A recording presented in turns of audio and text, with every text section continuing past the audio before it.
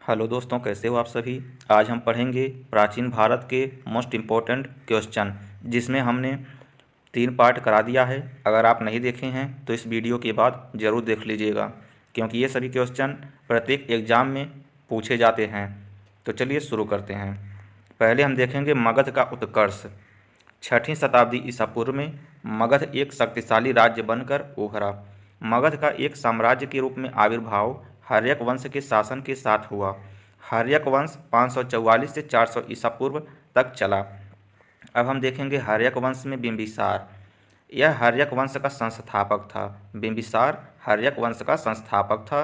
उसका नाम श्रेणिक सौरिक था तथा राजधानी गिरिव्रज, जिसे राजगृह कहते हैं, यह था। बिंबिसार ने वैवाहिक संबंधों कौशल नरेश प्रसेनजीत की बहन वैशाली के चेटक की पुत्री चिल्लड़ा तथा पंजाब की राजकुमारी क्षेमभद्रा से विवाह कर साम्राज्य का विस्तार किया। अब हम देखेंगे अजातशत्रु। अजातशत्रु कौन था। बिंबिसार की हत्या उसके पुत्र अजातशत्रु ने कर दी, अर्थात अजातशत्रु बिंबिसार का पुत्र था। बिंबिसार की हत्या उसके पुत्र अजातशत्रु ने की।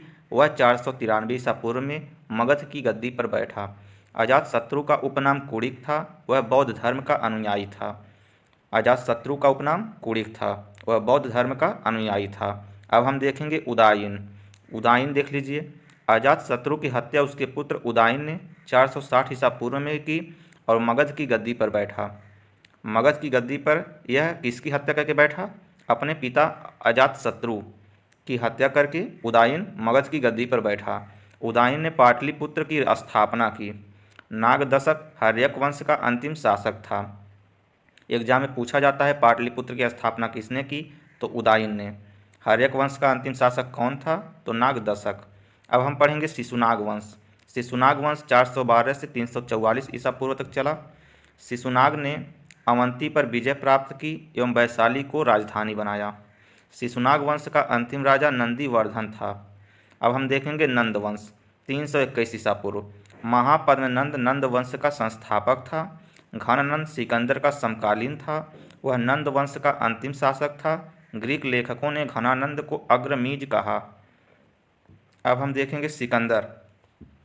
सिकंदर मकदोनिया के शासक फिलिप का पुत्र सिकंदर अरस्तु का शिष्य था। सिकंदर तथा पोरस के बीच 326 ईसा पूर्व में हाइडेस्पीज का युद्ध हुआ। सिकंदर की सेना ने ब्यास नदी पार करने से मना कर दिया। सिकंदर स्थल मार्ग से वापस लौटा। 323 ईसा पूर्व में बेबीलोन में सिकंदर की मृत्यु हो गई। अब हम देखेंगे मौर्य साम्राज्य। मौर्य साम्राज्य देख लीजिए। 321 से 184 ईसा पूर्व। चंद्रगुप्त मौर्य सर्वप्रथम आते हैं मौर्य साम्राज्य में। 322 ईसा पूर्व में चंद्रगुप्त मौर्य ने गुरु चाणक्य की सहायता से घनानंद की हत्या कर मौर्य वंश के शासन की नींव रखी। चंद्रगुप्त ने 305 ईसा पूर्व में सिकंदर के सेनापति सेल्यूकस को हराया। सेल्यूकस ने एरिया, अराकोसिया, जेड्रोसिया एवं पेरिपेनिसिदाई के राज्य प्रदान किए। सुदूर दक्षिण भारत को छोड़कर संपूर्ण भारत, पाकिस्तान, बांग्लादेश तथा अफगानिस्तान इसके अधिकार में थे। चंद्रगुप्त ने श्रवणबेलगोला, जिसे मैसूर कहते हैं, में देह त्याग किया। चंद्रगुप्त को सैंड्रोकोट्स भी कहा जाता है। मेगस्थनीज चंद्रगुप्त मौर्य के दरबार में सेल्यूकस का राजदूत था। वह 5 वर्षों तक पाटलिपुत्र में रहा। अब हम देखेंगे बिंदुसार। चंद्रगुप्त की मृत्यु के बाद उसका पुत्र बिंदुसार गद्दी पर बैठा। उसके शासनकाल में तक्षशिला में 2 विद्रोह हुए, जिन्हें दबाने के लिए उसने पहले सुसीम को और बाद में अशोक को भेजा। सीरिया के शासक एंटियोकस फर्स्ट ने डायमेकस को तथा मिस्र के शासक टॉलेमी ने डायनिसस को बिंदुसार के दरबार में भेजा था। अब हम देखेंगे अशोक। अशोक से संबंधित जितने प्रश्न एग्जाम में पूछे जाते हैं वो यहीं से बनेंगे। अब देखिए, 269 ईसा पूर्व में मगध की राजगद्दी पर अशोक बैठा। राजगद्दी पर बैठने के समय वह अवंती का राज्यपाल था। राजगद्दी पर बैठने के समय वह अवंती का राज्यपाल था। अशोक ने कलिंग युद्ध 226 ईसा पूर्व में हुए रक्तपात से दुखी होकर बौद्ध धर्म को स्वीकार किया। अशोक ने सांची स्तूप का निर्माण कराया था। अशोक के अभिलेखों को सर्वप्रथम जेम्स प्रिंसेप ने 1837 ईस्वी में पढ़ने में सफलता प्राप्त की। उसने बौद्ध धर्म के प्रचार के लिए अपने पुत्र महेंद्र एवं पुत्री संघमित्रा को श्रीलंका भेजा। यहाँ से क्वेश्चन आपके एग्जाम में बार बार पूछे जाते हैं कि अशोक ने बौद्ध धर्म के प्रचार के लिए किसे भेजा, तो अपने पुत्र महेंद्र एवं पुत्री संघमित्रा को।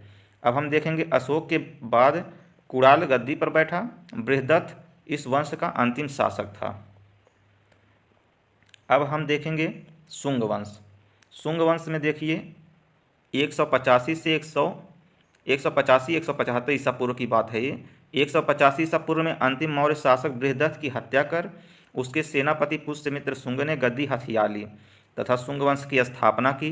पुष्यमित्र शुंग ब्राह्मण था। उसके समय में भागवत धर्म का विकास हुआ। पुष्यमित्र शुंग ने 2 अश्वमेध यज्ञ किए।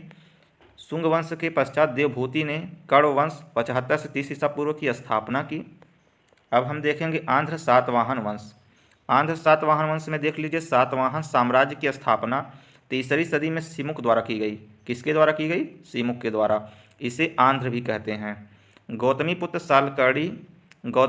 सातकर्णी इस वंश का महान शासक था। गौतमी बलश्री के नासिक अभिलेख में अद्वितीय ब्राह्मण कहा गया है। इनकी राजकीय भाषा प्राकृत एवं लिपि ब्राह्मी थी। इस काल में तांबे तथा कांसे के अतिरिक्त शीशे के सिक्के बहुत प्रचलित हुए। अब हम देखेंगे विदेशी आक्रमण। विदेशी आक्रमण में आप देखेंगे तो पहला हिंद यूनानी, जिसे इंडो ग्रीक भी कहते हैं। मौर्योत्तर काल में भारत पर सबसे पहला आक्रमण बैक्ट्रिया के ग्रीकों ने किया, जिन्हें यवन कहा जाता है।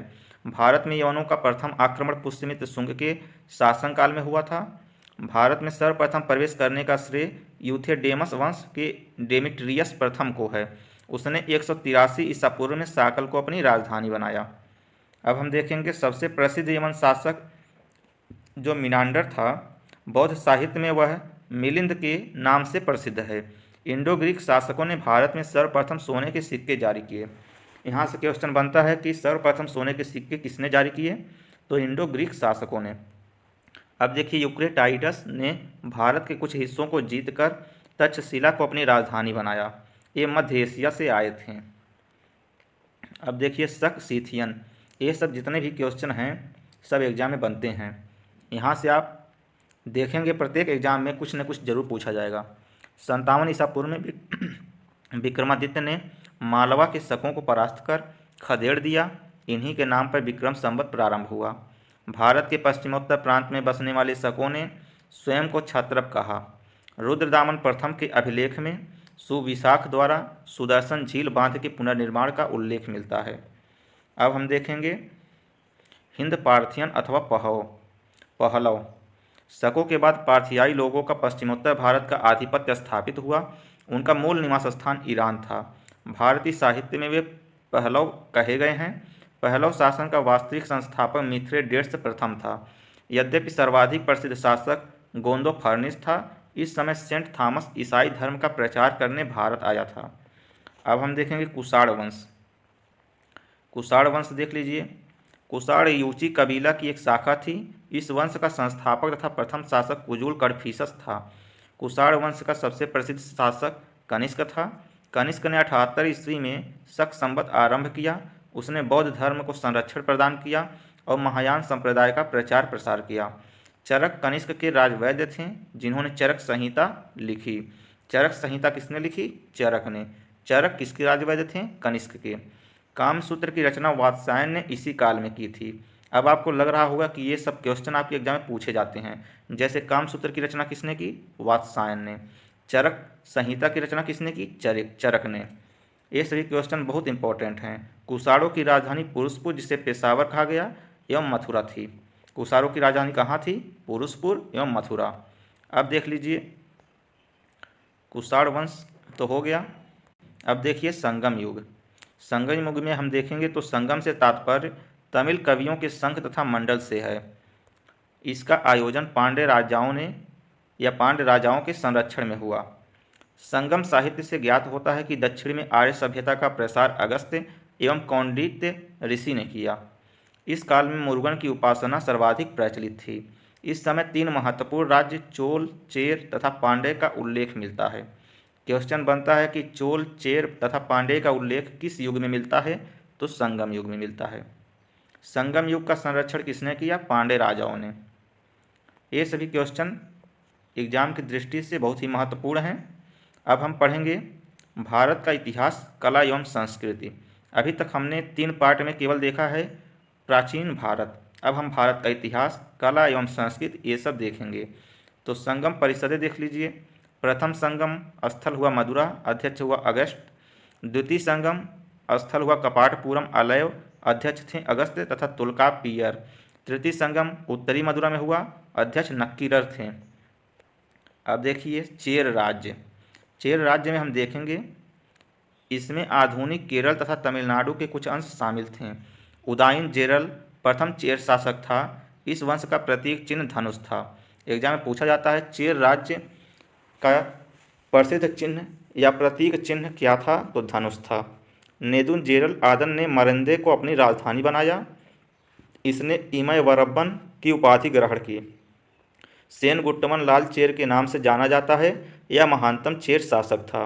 वांजी चेरों की राजधानी थी, जिसे करियूर कहते हैं। चेरों की राजधानी क्या थी, तो वांजी या करियूर। अब देखिए चोल राज्य। चोल राज्य देख लीजिए, यह प्राचीनतम संगमकालीन राज्य था। इसकी राजधानी पुहार अथवा कावेरी पत्तनम थी। इसका प्रतीक चिन्ह बाघ था। करिकाल प्रारंभिक चोल शासकों में सर्वाधिक महत्वपूर्ण था।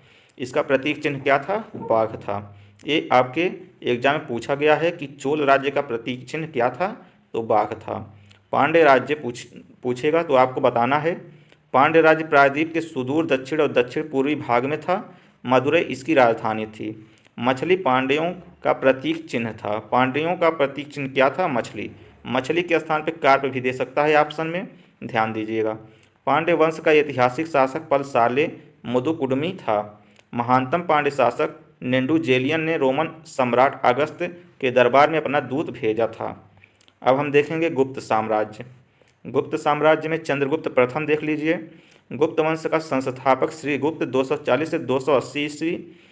वास्तविक संस्थापक चंद्रगुप्त प्रथम को माना जाता है। गुप्त वंश का संस्थापक श्रीगुप्त था और वास्तविक संस्थापक किसे माना जाता है, चंद्रगुप्त प्रथम को।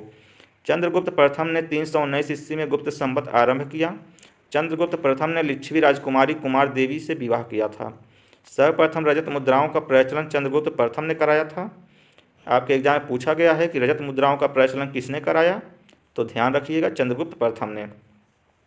अब देखिए हम पढ़ेंगे समुद्रगुप्त। समुद्रगुप्त प्रथम के बाद उसका पुत्र समुद्रगुप्त शासक बना। स्मिथ ने इसे भारत का नेपोलियन कहा है। भारत का नेपोलियन किसे कहा जाता है, समुद्रगुप्त को। यह क्वेश्चन भी पूछा गया है, भारत का नेपोलियन समुद्रगुप्त। समुद्रगुप्त की विजयों का विवरण काव्य प्रशस्ति, जिसे प्रयाग प्रशस्ति भी कहते हैं, में मिलता है। इसे हरिशेन ने उत्कीर्ण किया था। समुद्रगुप्त कवि, संगीतकार और विद्वानों का संरक्षक था। समुद्रगुप्त को अश्वमेध यज्ञ करवाने का श्रेय दिया जाता है। अश्वमेध यज्ञ करवाने का श्रेय किसे दिया जाता है, समुद्रगुप्त को। अब हम पढ़ेंगे चंद्रगुप्त द्वितीय। चंद्रगुप्त द्वितीय को देख लीजिए, यह विक्रमादित्य के नाम से भी प्रसिद्ध था। इसके अन्य नाम है देवगुप्त, देवराज, देवश्री। चंद्रगुप्त विक्रमादित्य के नवरत्न थे। कालिदास, धन्वंतरी, छपड़क, अमर सिंह, शंकु, बेताल भट्ट, घटकर्पण, वराह मिहिर, वर रुचि। ये भी इम्पोर्टेंट है। 4 ऑप्शन देगा, उसमें से पूछेगा चंद्रगुप्त विक्रमादित्य के नवरत्नों में से इनमें से कौन से नहीं हैं, तो आपको छांटना पड़ेगा, इसलिए इसे ध्यान दीजिएगा। अब हम देखेंगे चीनी यात्री फाह्यान। इसके शासनकाल में भारत आया था। चंद्रगुप्त द्वितीय ने विक्रमांक, विक्रमादित्य, परम भागवत आदि उपाधियां धारण की। शक विजय के उपरांत सकारी उपाधि धारण की तथा महरौली, जिसे दिल्ली कहा जाता है, में लौह स्तंभ खुदवाकर विजयोत्सव मनाया। आज हम यहीं तक रखेंगे। अगला पाठ हम जल्द ही लाएंगे। अगर आप हमारे चैनल पर नए हैं तो सब्सक्राइब जरूर कीजिए ताकि हमारी वीडियो आपसे मिस ना हो। धन्यवाद।